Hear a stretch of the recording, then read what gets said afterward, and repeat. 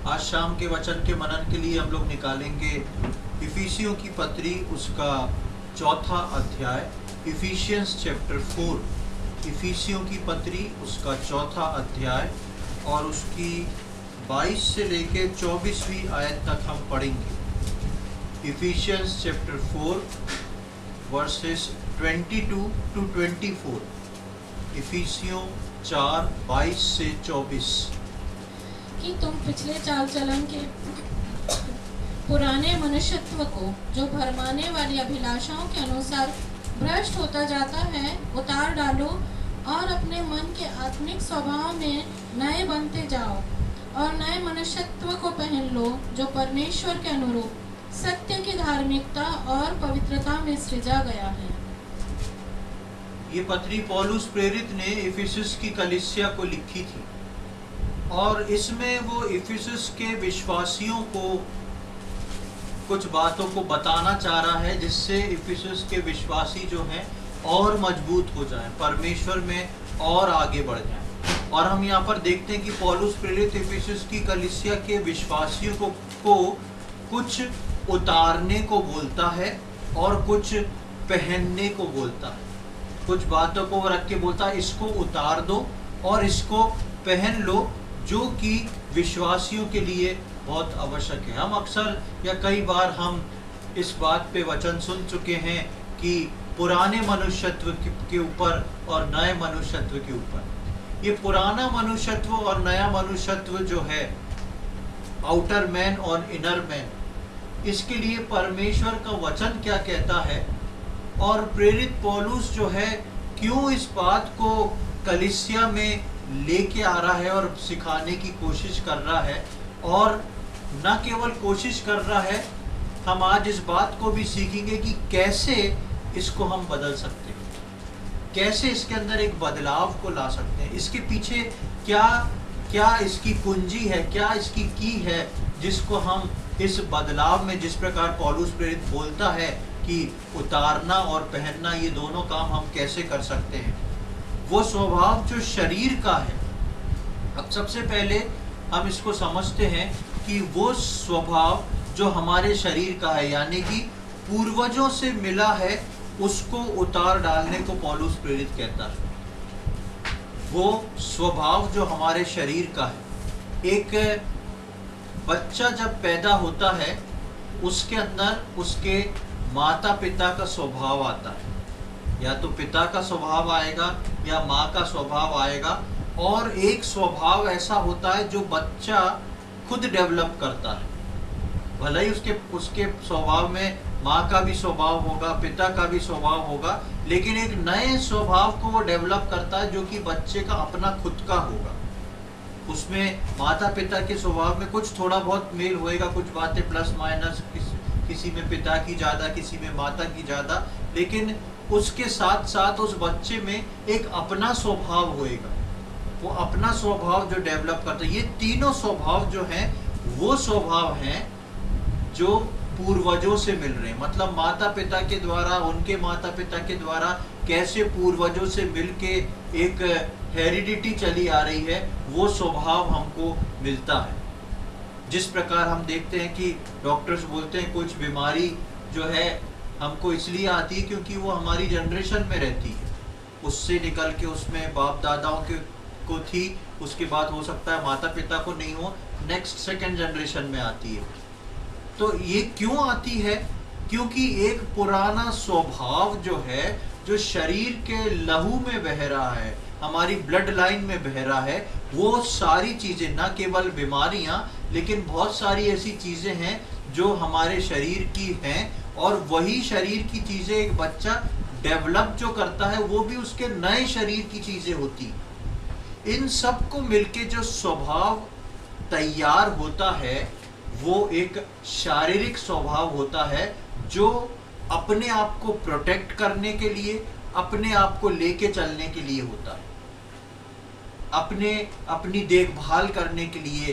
कोई समस्या है तो अपने आप को किस प्रकार बचाना है, किस प्रकार से कहाँ से बचना है, कि किस प्रकार से क्या खाना है, क्या पीना है, ये सारा हमारा एक शरीर का स्वभाव होता है जो हमारे ही प्रोटेक्शन के लिए काम करता है।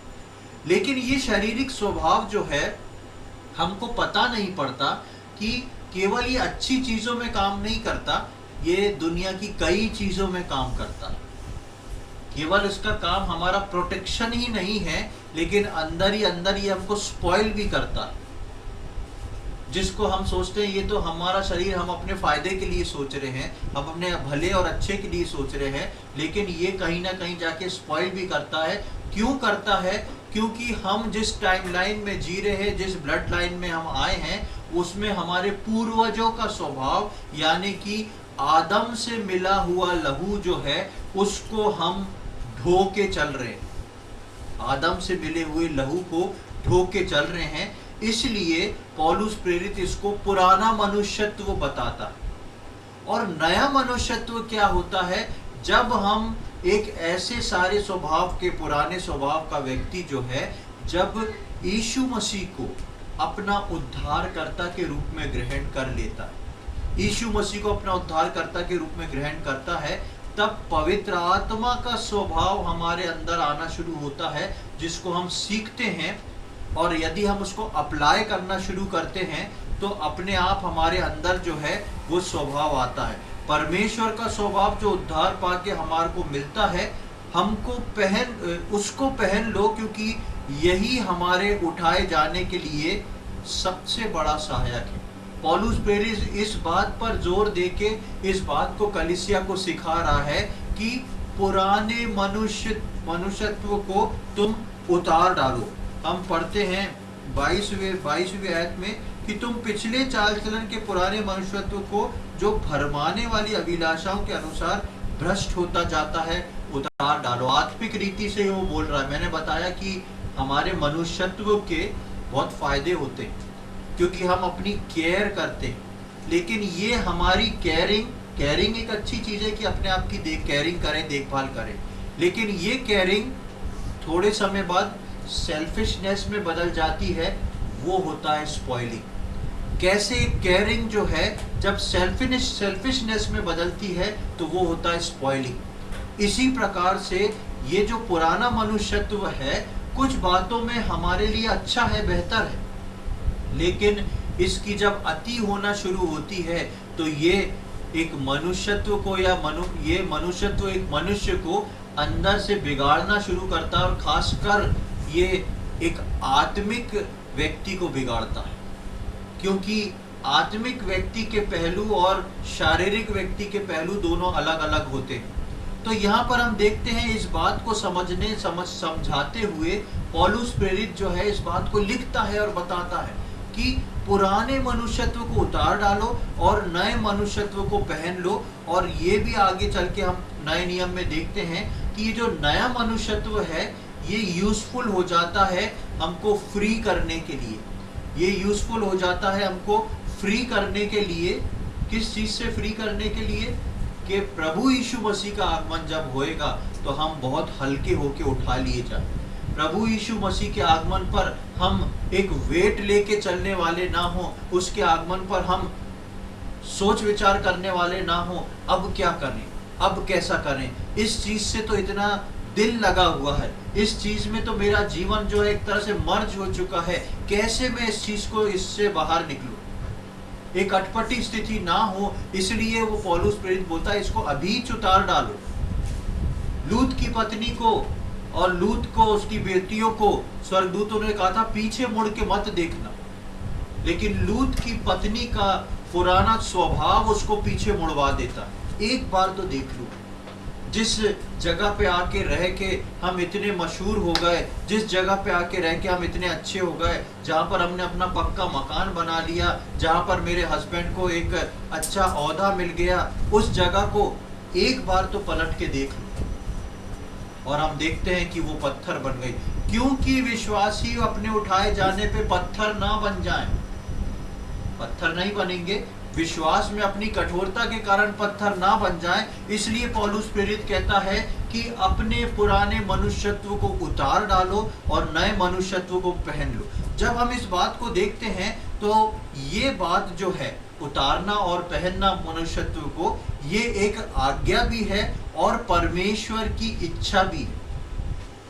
ये जो है एक आज्ञा है जिसको पौलुस प्रेरित बोल रहा है, और ये परमेश्वर की इच्छा भी है कि मैं और आप इस स्वभाव को ले लें।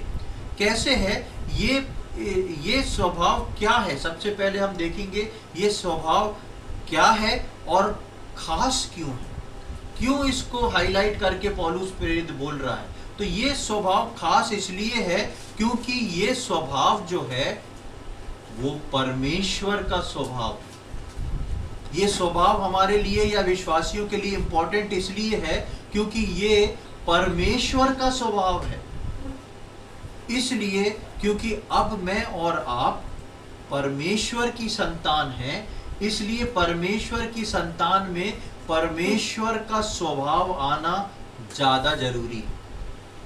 जिस प्रकार मैंने बताया कि एक बच्चे के अंदर उसके माता पिता के गुण दिखाई देते हैं क्योंकि वो उनकी संतान है। इसी प्रकार जो है मैं और आप जब प्रभु यीशु मसीह के द्वारा परमेश्वर की संतान बन गए हैं तो मुझ में और आप में परमेश्वर का स्वभाव आना जरूरी है। और ये जो आत्मिक स्वभाव है जिसके बारे में पौलुस बोलता है कि आत्मिक स्वभाव में नए बन जाओ, यानी कि अपने परमेश्वर के स्वभाव में नए बन जाओ। इसलिए ये स्वभाव सबसे इंपॉर्टेंट इसलिए है क्योंकि सबसे पहले ये परमेश्वर का स्वभाव है। दूसरी बात को हम देखते हैं कि खास इसलिए है क्योंकि हम परमेश्वर की संतान हैं और हमें उसके साथ क्या करना है?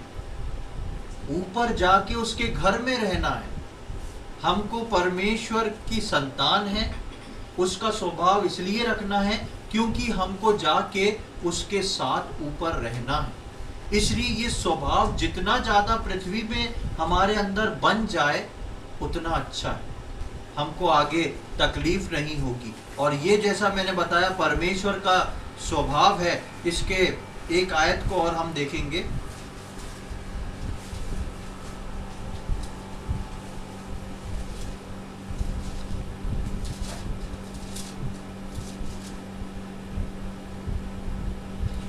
कुलूसियों की पत्री से थोड़ा आगे आ जाए। कुलूसियों की पत्री उसका 3रा अध्याय और उसकी 10वीं आयत, वहां देखें क्या लिखा हुआ है। कोलोसियंस चैप्टर 3 वर्स 10।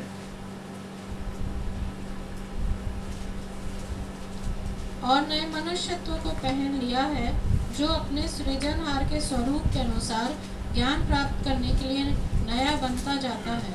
यहाँ पर हम देखते हैं और नए मनुष्यत्व को पहन लिया है जो अपने सृजनहार के स्वरूप के अनुसार। जैसा मैंने बताया कि ये खास इसलिए है क्योंकि ये परमेश्वर का स्वभाव है, परमेश्वर का स्वरूप है। ये इनर मैन जो है आंतरिक मनुष्यत्व में बढ़ने के लिए इसलिए बोला जा रहा है क्योंकि वहां पर लिखा है अपने सृजनहार के स्वरूप। ये हमारे परमेश्वर का स्वरूप है जो पवित्र आत्मा हर दिन मुझको और आपको सिखाती चली जा रही, बताती चली जा रही है कि कैसे मुझको और आपको इसके लिए तैयार होना है, कैसे मुझको और आपको इसके लिए अपने आप को रेडी रखना है ताकि मैं और आप उसके घर जाना है, उसके स्वभाव में होके जाना है, उसके लिए हम तैयार रहें। परमेश्वर ने हमको शुरू में पिछले हफ्ते में बता रहा था कि परमेश्वर ने मुझको और आपको या मनुष्य को इसी स्वभाव में रचना चाहा था। परमेश्वर ने जब अदन की वाटिका को बनाया और परमेश्वर ने जब आदम और हवा को बनाया तो परमेश्वर ने शारीरिकता को नहीं डाला था, आत्मिक स्वभाव को डाला था। और वो स्वभाव डाला था जिसको हमने कुलूसियों के 3री आयत के 10वीं आयत में पढ़ा, पर सृजनहार का स्वरूप परमेश्वर के स्वरूप पे बनाया था। उस आयत को हम देख लें, उत्पत्ति उसका पहला अध्याय उसकी 26वीं आयत, जेनेसिस चैप्टर 1 वर्स 26। उत्पत्ति उसका पहला अध्याय और उसकी 26वीं आयत, वहां पर इस प्रकार लिखा है, फिर परमेश्वर ने कहा हम मनुष्य को अपने स्वरूप के अनुसार अपनी समानता में बनाए। यहाँ पर परमेश्वर कह रहा है हम मनुष्य को अपने स्वरूप के अनुसार अपनी समानता में बनाए। और कुलूसियों 3 में हमने पढ़ा सृजनहार के स्वरूप के अनुसार ज्ञान प्राप्त करने के लिए नया बनता जाता है। तो बीच में ये स्वभाव कहाँ स्किप हो गया? पिछली बार हम देख रहे थे कि किस प्रकार आदम और हवा ने पाप किया और उसके वजह से उनको न केवल अदन की वाटिका से बाहर निकाला गया, लेकिन वो अपने उस स्वरूप को, जिस स्वरूप में परमेश्वर ने उनको अपनी ओन इमेज में बनाया था, उसको खो बैठे। इसलिए अब उनके अंदर जो ब्लड लाइन चली, वही ब्लड लाइन जो है सीधी आके हमारे अंदर कनेक्ट होती है। इसलिए मैं और आप जो हैं, हमको उद्धार की जरूरत पड़ती है कि वापस से पापों की क्षमा हमको मिले, उद्धार मिले। और उद्धार पाने के बाद सिर्फ हम नए जन्म नए जीवन के अधिकारी ना बन जाएं, लेकिन हम क्योंकि परमेश्वर की संतान हैं, इसलिए हम उसके स्वभाव में बदलते जाएं, क्योंकि हमारा मेन मोटिव यही है। जिसकी हम संतान हैं उसके स्वभाव में हम बदल के दिखाएं, जिसकी हम संतान हैं उसके स्वभाव में हम बन के दिखाएं। इसलिए यहाँ पर पौलुस प्रेरित कलीसिया को लिख रहा है और कलीसिया के गूढ़ विश्वासियों को, बड़े विश्वासियों को लिख रहा है। यानी कि उन विश्वासियों में कई वर्ष बीत जाने के बाद भी अभी तक पुराना मनुष्यत्व गया नहीं है। इसलिए वो बोलता है भरमाने वाली अभिलाषाएं, गलत बातें, वो सब हमारे मनुष्यत्व से निकल जाएं और उसको उतार डालो और नए मनुष्यत्व को पहन लो, जो कि हमारे सृजनहार का है, जो कि हमारे परमेश्वर का है। और कुलुसियों 3 में हम यही भी पढ़ते हैं कि ज्ञान प्राप्त करने के लिए नया बनता जाता है। पिछली बार हम एक मिस्ट्री पे मनन कर रहे थे, वो यही थी, ज्ञान प्राप्त करना। यानी कि जब मैं और आप नए मनुष्यत्व में अपने आप को ढालेंगे, तो परमेश्वर एक अद्भुत ज्ञान देगा आपको, एक अद्भुत विजडम देगा आपको, जिससे आपकी अंडरस्टैंडिंग बढ़ेगी परमेश्वर के प्रति, अपने जीवन के प्रति।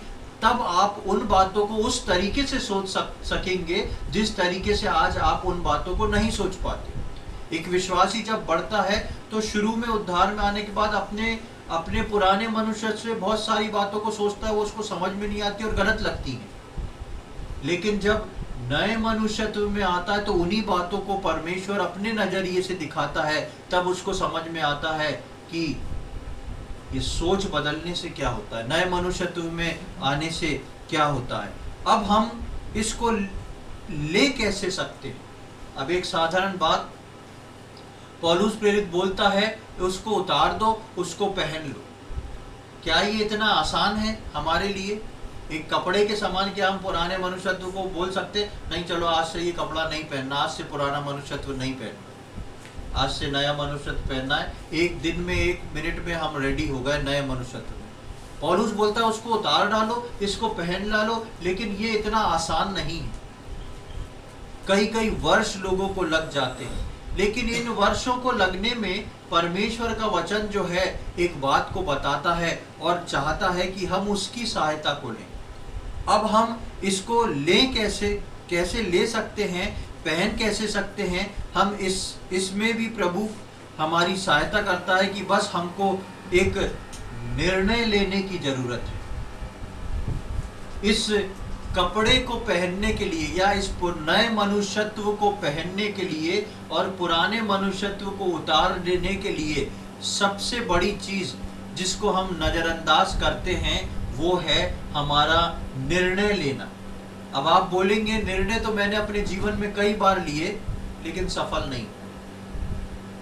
बेशक आपने निर्णय अपने जीवन में कई बार लिए होंगे, लेकिन ये निर्णय अगर आपका वही पुराना मनुष्यत्व लेगा तो कभी भी सफल नहीं हो पाएगा। आपके अंदर जो भी थोड़ी बहुत लाइट है, आपके अंदर जो भी थोड़ा बहुत प्रभु का काम है, उसको लेके आपको प्रार्थना के साथ, बहुत प्रार्थना के साथ एक निर्णय को लेना है कि मुझको नया मनुष्यत्व चाहिए ही चाहिए, मुझको नया मनुष्यत्व में ढलना ही है, मुझको परमेश्वर के स्वरूप और स्वभाव में आना ही है, क्योंकि मैं उसके घर जाने वाला हूं।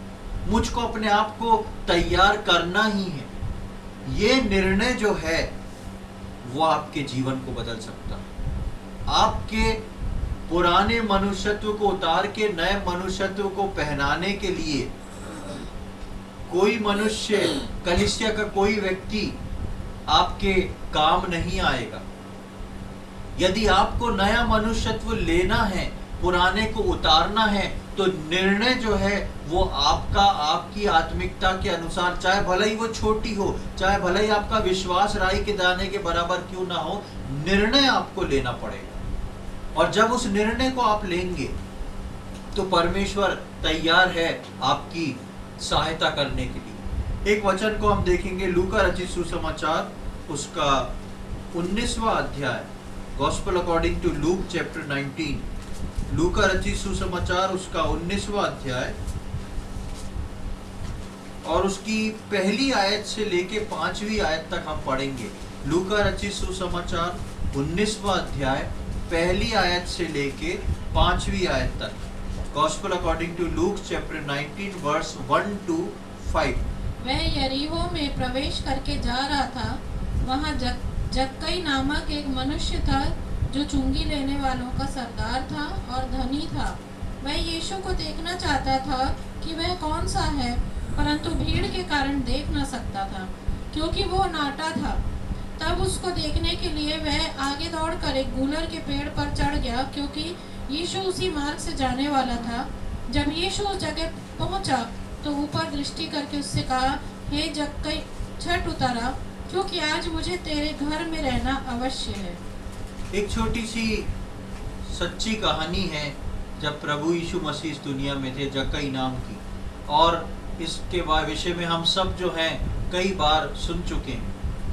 ये जक्कई के बारे में परमेश्वर का वचन बताता है कि ये एक बहुत धनवान व्यक्ति था, एक टैक्स कलेक्टर था, बहुत ही धनवान व्यक्ति था।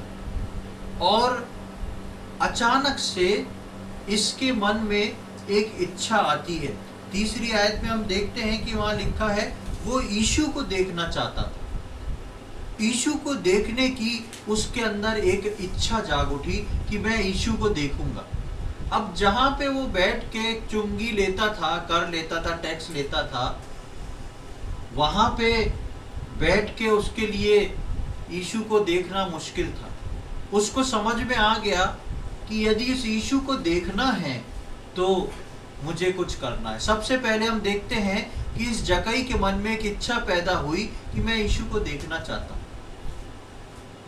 मेरे और आपके जीवन में ये इच्छा पैदा हो सकती है कि मैं परमेश्वर के स्वभाव में बनना चाहता हूं, मैं पुराना मनुष्यत्व उतार के नए मनुष्यत्व में आना चाहता हूं। जक्कई की इच्छा और हमारी इच्छा दोनों बराबर है।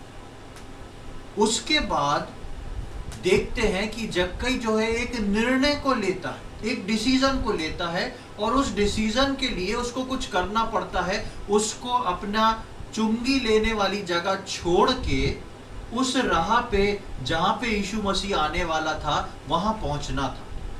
अपने काम को छोड़ना पड़ा। छोड़ना मतलब कि कुछ देर के लिए उसको अपना ऑफिस वर्क छोड़ना पड़ा होगा, वहां से उठना पड़ा होगा और उस स्थान तक आना पड़ा होगा जिस स्थान से यीशु मसीह जाने वाला है। इच्छा जो थी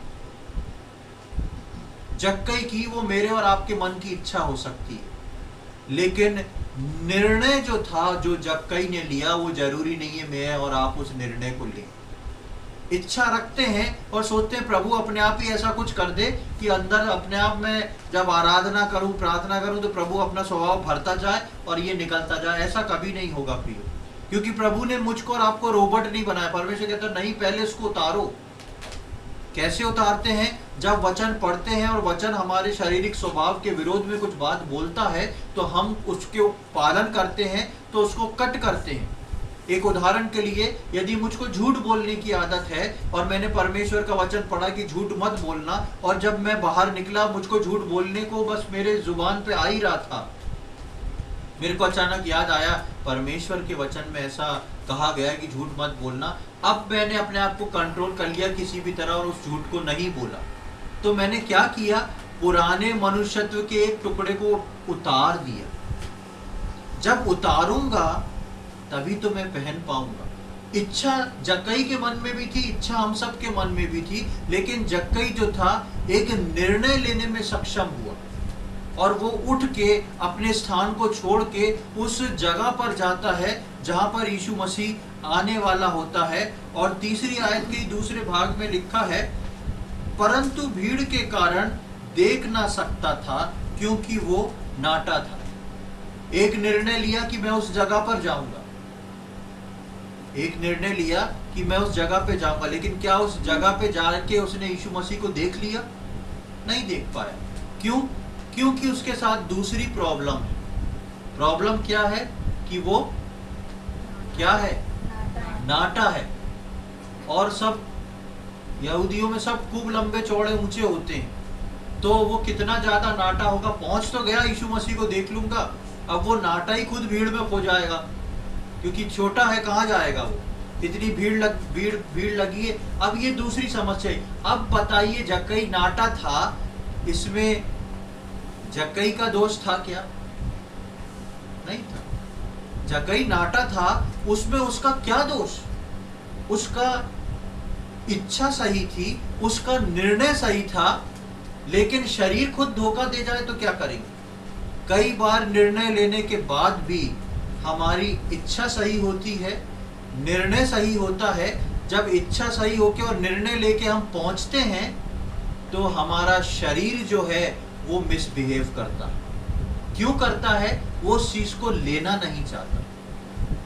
जक्कई का मन तैयार, दिलो दिमाग तैयार, जक्कई उस स्थान पे जाके पहुंच गया, लेकिन वो बेचारा नाटा है। ये उसकी शारीरिक दुर्बलता है।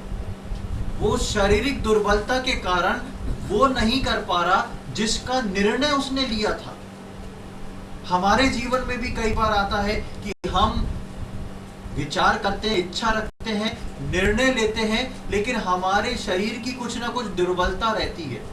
हो सकता है हमारे पास टाइम ना हो सकता है हम व्यस्त रहने वाले हों, हो सकता है हम जहाँ पर जाते हैं वहाँ पे काम बहुत ज़्यादा हो सकता है कि बहुत सारी समस्याएं हों, हम उस काम को नहीं कर पाते। हो सकता है हम वचन तो पढ़ लेते हो, लेकिन हमारे दिलो दिमाग से निकल जाता। बहुत सारी चीज़ें होंगी जो आपकी शारीरिक दुर्बलता का कारण होंगी। बहुत सारी चीज़ें होंगी जो आपके शरीर को जिसने दुर्बल कर रखा होगा कि आप निर्णय लेने के बाद भी परमेश्वर का या यीशु मसीह का स्वभाव ना ले सके, उस पुराने मनुष्यत्व को उतार के नया मनुष्यत्व ना पहन सके। ये शारीरिक दुर्बलता थी जक्कई में।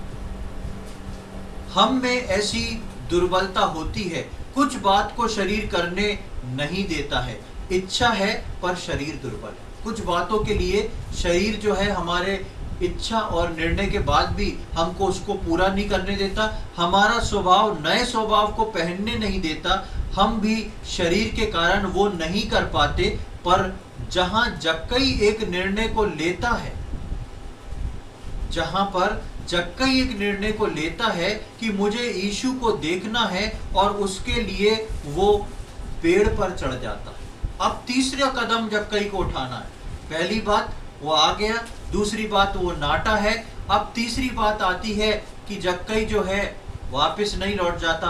क्या बताऊं, मेरा शरीर दुर्बल है, क्या बताऊं, मैं नाटा हूं, परमेश्वर नहीं मुझे नाटा बनाया तो मैं परमेश्वर को कैसे देखूं, चलो वापस चलो अपने ऑफिस। बहुत से विश्वासी इच्छा रख के, निर्णय करके आधे रास्ते से वापस लौट के जाते हैं। इच्छा रखते हुए, निर्णय लेने के बाद भी आगे आधे रास्ते से वापस लौट के जाते हैं। किस बात को बोलते हुए? अरे मेरी नौकरी ही ऐसी है भाई, झूठ बोलना पड़ता है, मैं कैसे नया स्वभाव पहन लूं। अरे मेरी तो परिस्थिति ऐसी है कि मैं ऐसा रहना पड़ता है, मैं कैसे जो हूँ नए स्वभाव को पहन लूं। कोई बात नहीं, अगर परमेश्वर मुझको ऐसा बना देता, कोई बड़ा व्यापारी या कुछ अच्छा जिसमें मुझे नहीं होता, तो मैं भी झूठ नहीं बोलता, मैं भी इस काम को इस रीति से नहीं करता। बहुत सारे रीजन है। अब रिजल्ट क्या है? अब ठीक है, परमेश्वर ने मुझे ऐसा बनाया ही नहीं, तो मैं क्या करूं? अब परमेश्वर ही जाने, परमेश्वर ही मेरे को बदल दे। लेकिन जक्कई ने ऐसा कुछ नहीं कहा।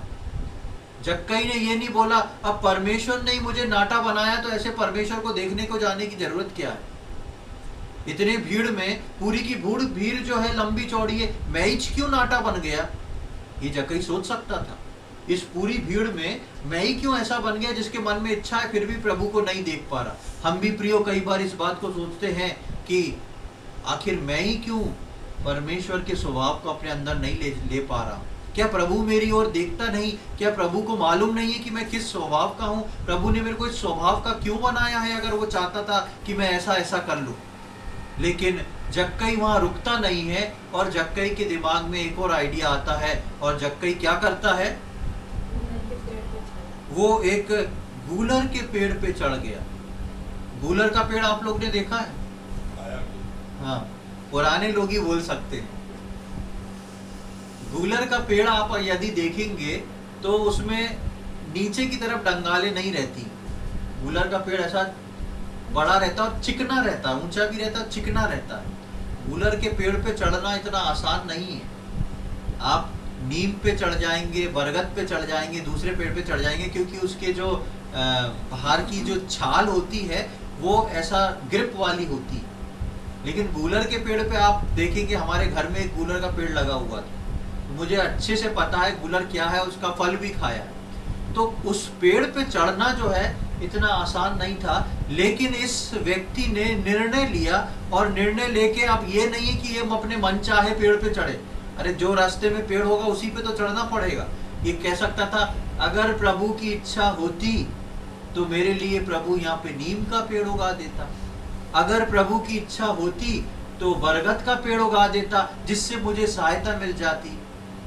विश्वासियों के जीवन में शैतान इन बातों को डालता है, ये सब के सब लाके बहानों को क्रिएट करता है। अगर परमेश्वर वास्तव में चाहता कि मैं ऐसा कर लूं तो परमेश्वर ने नाटा बनाया था, कोई बात नहीं, एक अच्छा पेड़ ऐसा बना देता जिसमें मैं चढ़ जाता। लेकिन वो जो सामने दिखा उस पे चढ़ गया। ये सारी बातें जक्कई क्यों कर पा रहा था? क्योंकि जक्कई का निर्णय जो था वो बहुत ठोस था।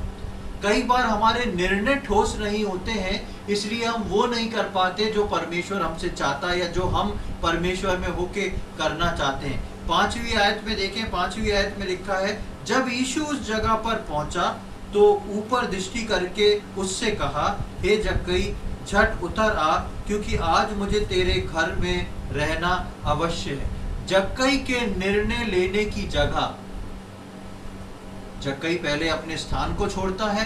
जक्कई जो है उस सड़क पे पहुंचता है, वहां पहुंच के देखता है मैं तो नाटा हूं, नहीं चढ़ सकता। उसके बाद वो एक निर्णय लेता है कि मैं पेड़ पे चढ़ जाऊंगा ताकि ऊपर से मेरे को सब दिखाई देगा, समझ जाऊंगा कि यीशु मसीह कौन है।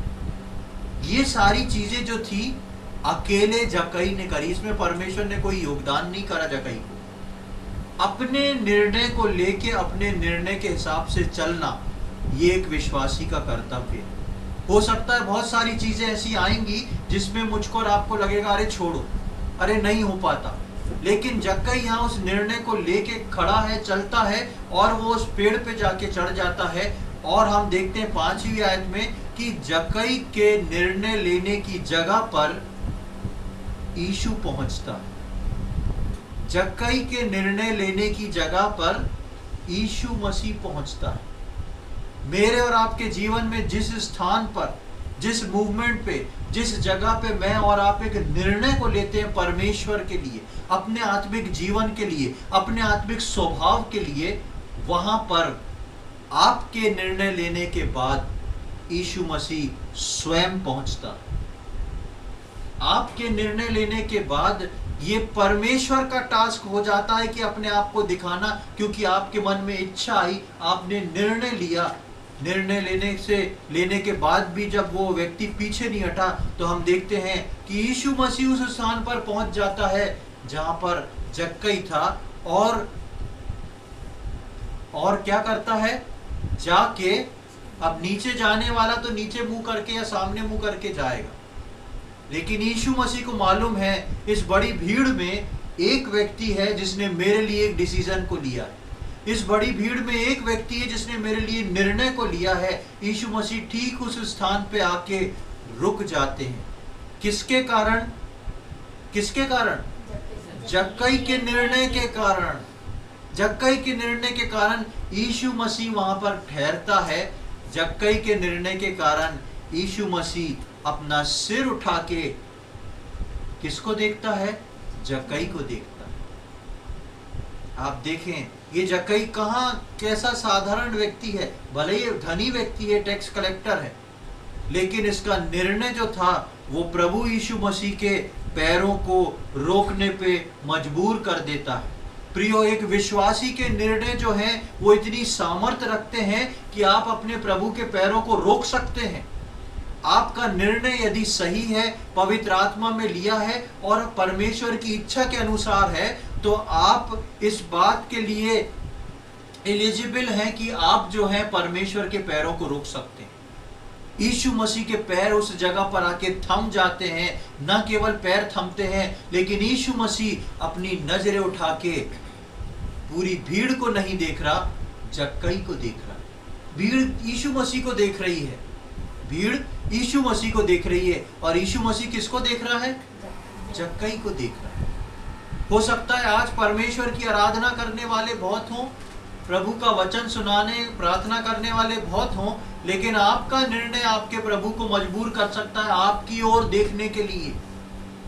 आपका निर्णय जो है प्रभु को मजबूर कर सकता है आपकी ओर देखने के लिए। यीशु मसीह व्यस्त था। यीशु मसीह जब चलता था तब जो था वो प्रवचन बोलता था। उस समय की यही विधि थी, जब कोई रब्बी या गुरु सड़क पे चलता है तो वो ऐसे वचन को देता हुआ चलता था और भीड़ चली जाती थी। यीशु मसीह व्यस्त, पूरी भीड़ व्यस्त। यीशु मसीह का एक प्रोग्राम चल रहा है, यानी कि यीशु मसीह चल रहा है, वचन सिखा रहा है वो लोगों को, और एक भीड़ है उसके आसपास। यीशु मसीह का वचन जक्कई ने रुकवा दिया। यीशु मसीह के पैर जक्कई ने रुकवा दिए। यीशु मसीह की गर्दन को जक्कई ने ऊपर उठवा दिया। क्यों? क्योंकि जक्कई एक निर्णय को ले पाया। मेरा और आपका निर्णय जो है वो यीशु मसीह के पैरों को थाम सकता है। मेरा और आपका निर्णय जो है यीशु मसीह की नजरों को मेरे और आपकी ओर कर सकता है। मेरा और आपका निर्णय जो है यीशु मसीह को अपने काम को रोक के मेरी और आपकी ओर आने पे मजबूर कर सकता है। मैं और आप इतने इंपॉर्टेंट लोग हैं, इतने खास लोग हैं, और लेकिन हमारी सबसे बड़ी मजबूरी ये है कि हम अपने आप को वैल्यूएबल समझते ही नहीं। हम सोचते हैं हम साधारण लोग हैं, ऐसे ही बाइबल पढ़ लेंगे, प्रार्थना कर लेंगे, सब हो जाएगा। परमेश्वर ने आपके लिए इतना रखा। इसलिए मैंने शुरू में बताया कि ये स्वभाव पहनना जरूरी क्यों है, क्योंकि पहली चीज ये परमेश्वर का स्वभाव है और ये परमेश्वर की इच्छा है। ये परमेश्वर की इच्छा है और परमेश्वर की आज्ञा भी है कि मैं और आप इस स्वभाव को ले लें।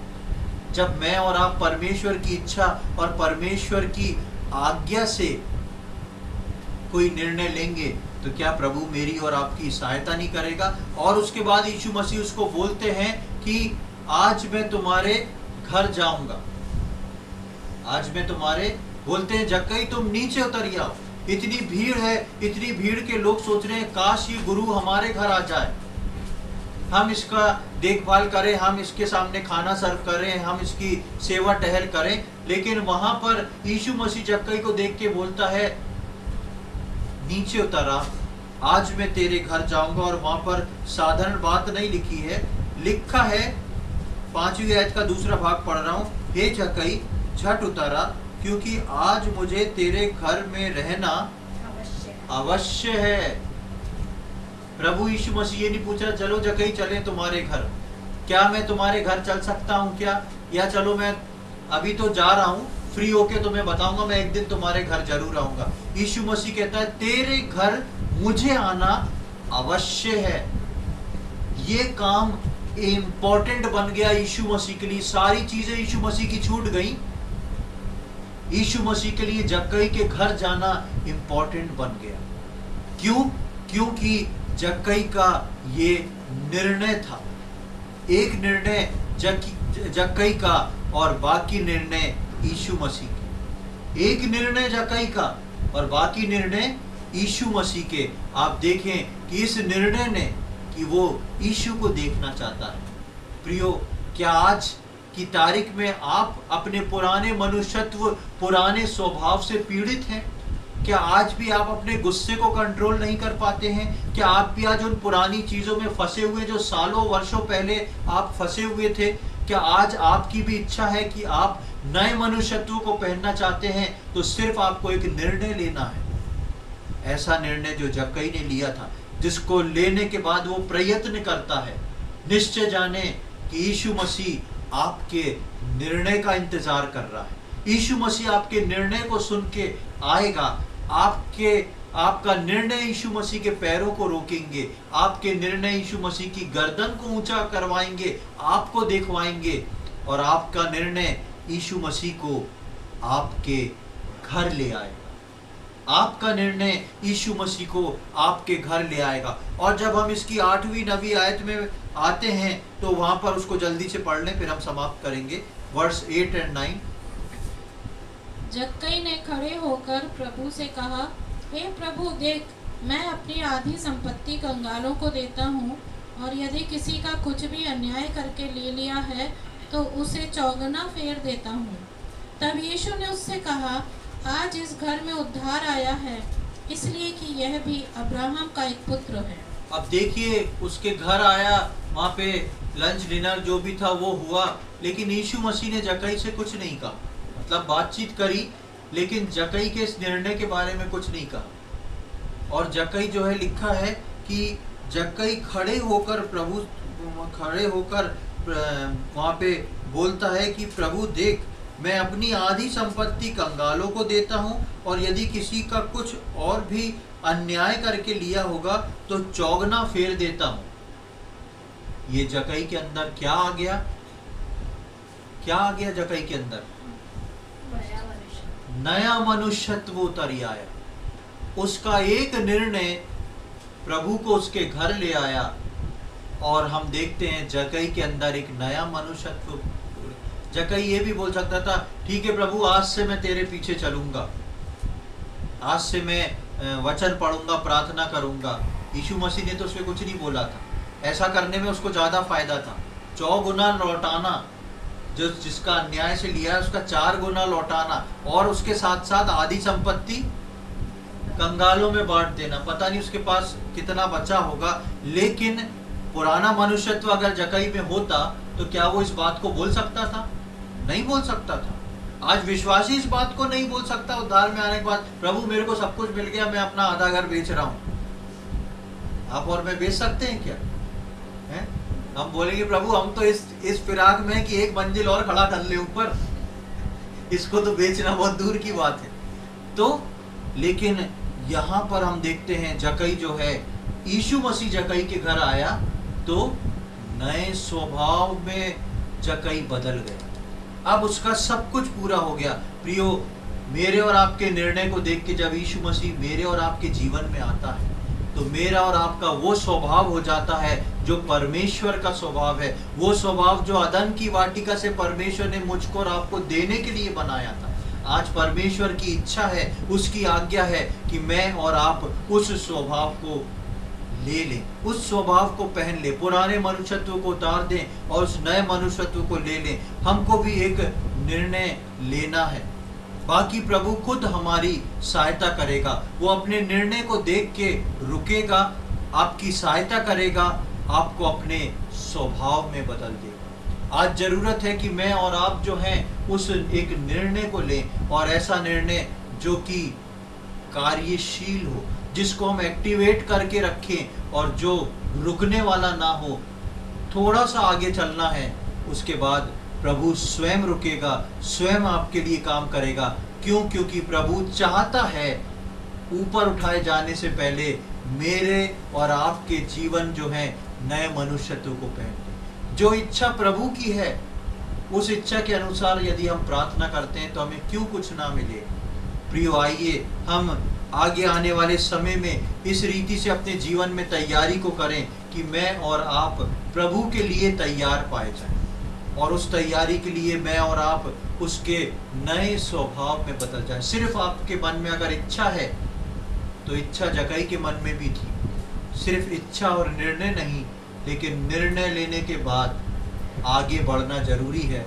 उसके बाद निश्चय जाने प्रभु आके आपकी सहायता करेगा और प्रभु स्वयं आपको उस नए मनुष्यत्व में ढाल देगा। प्रभु इन बातों को समझने में हम में से प्रत्येक की सहायता करे।